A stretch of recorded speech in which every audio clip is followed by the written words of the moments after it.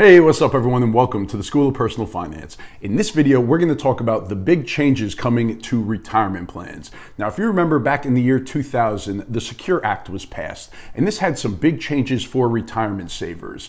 Now, Secure Act 2.0 has just passed the House by a very wide margin. There is a lot of support for this moving forward. So in this video, I'm going to talk about the 7 most important takeaways from Secure Act 2.0. All right. Let's get to it.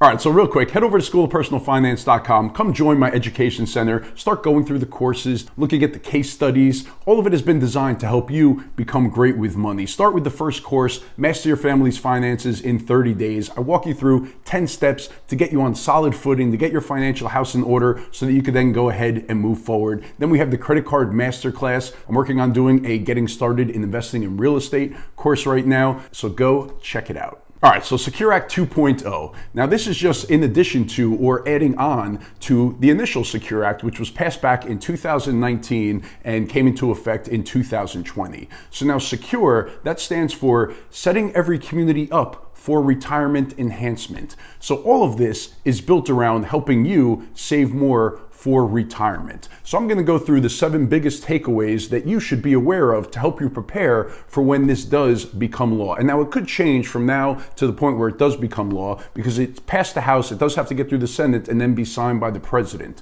So here are my 7 takeaways. Let's get started. All right, number 1, and this is probably my favorite, is an employer match when making your student loan repayments. So a lot of times people have student loans where they have to prioritize and pay down their student loans instead of contributing to their 401k because they just don't have enough money to spread all around. So now when you make your student loan payments, your employers can now give you a match into your 401k so that you're not giving up that free money by having to make those student loan payments instead. And while we're on the topic of student loans, Biden did just announce that they are now extending the pause on student loan repayments through August 31st. It was set to expire on May 1st, and now they are extending it once again. And they have threatened a couple times to stop extending it, but they keep extending it. So we'll have to keep our eye on this and see what happens. There's been talk that he's going to keep extending it until they make a decision around student loan forgiveness and maybe forgiving up to $10,000 per borrower. Some Democrats are pushing for up to $50,000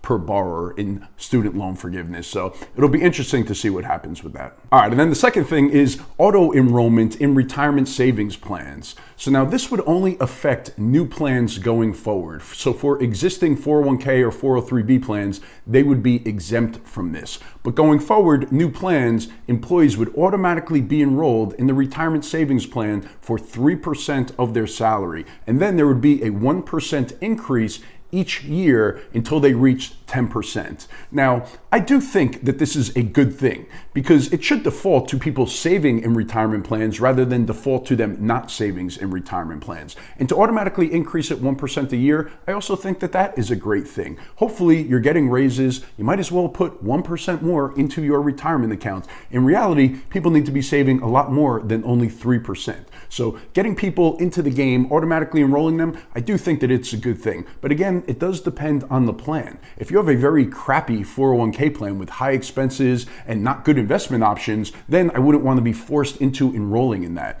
And with these forced enrollments, you could always change it or you could opt out, you could reduce the amount, you could increase the amount. So you're not stuck to that auto enrollment. You do have some control over it, but by default, they are going to auto enroll you. Now, considering most plans are already in existence, this is only going to affect future plans going forward. All right, and then the third thing is increased catch-up contributions for individuals ages 62, 63, and 64. So what does that mean? So when you are age 50 or older, you are currently able to contribute an additional $6,500 into your 401k or your 403b plan. So the annual limit is $20,500. Then when you're age 50 or older, you could contribute another $6,500, so a total of $27,000. Now with this, if your age is 62, 63, or 64, they're going to allow you to have this catch-up contribution of up to $10,000. So an increase from $6,500 up to $10,000. One trick with this that's in this legislation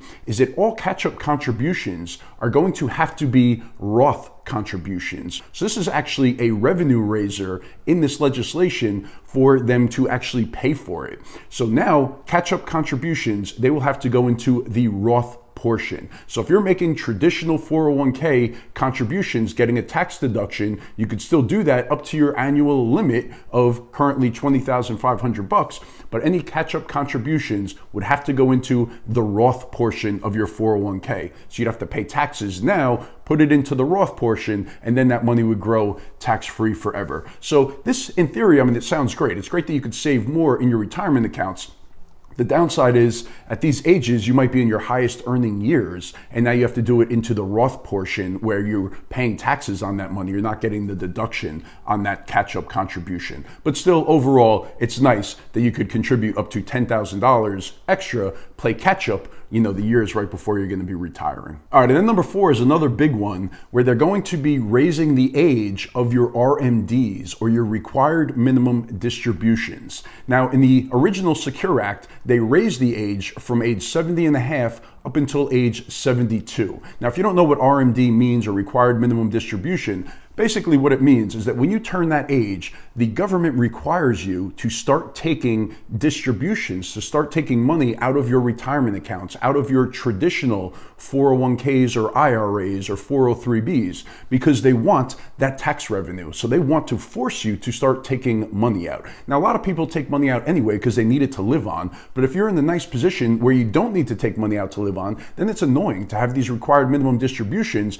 because now you're forced to take a percentage of your portfolio out and you have to pay income taxes on that. So by them increasing the age, it is definitely beneficial, because you are then able to let that money continue to compound and grow, because we're all living longer now. And maybe we're even starting to retire later, hopefully earlier, but for most people, retiring later, and we want that money to continue to be able to grow. It also does offer some unique planning opportunities where if you could continue to defer that money, maybe it opens the door to doing Roth conversions during those years. When you're retired, your income might be low and you're not forced to take these required minimum distributions. So as of right now, it's age 72. If this is passed, then in 2023, the age is going to go to 73.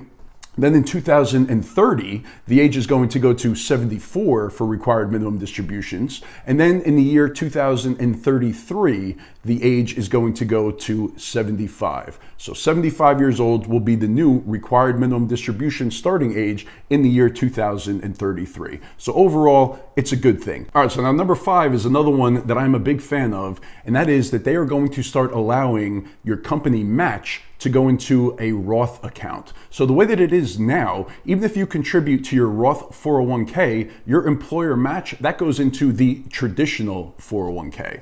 So now they're going to allow you to choose to have your match go into the Roth 401k. So what will this do? It's going to increase your taxable income, because those Roth matching contributions, they will be taxable to you. So even though you're not going to be getting that money, it will increase your wages that you will have to pay taxes on. It will increase your W-2 income. So it's the same as if you decide to contribute to a Roth 401k, you don't get that income, right? That money goes into your Roth 401k, but you are taxed on it. There is no tax deduction up front. So this will allow you to do that for the matches as well. So I do love that, and it just gives you more flexibility and more control and more options. So if you contribute to your Roth 401k, if that's the right decision for you based on your tax brackets and your circumstances and everything, you will now be able to take that match and put that into the Roth 401k as well. So I am a big fan of that. And you've heard me talk before about tax diversification. I love the idea of having money in traditional 401k and IRAs, having money in Roth 401k and Roth IRAs, and then having money in taxable brokerage accounts as well.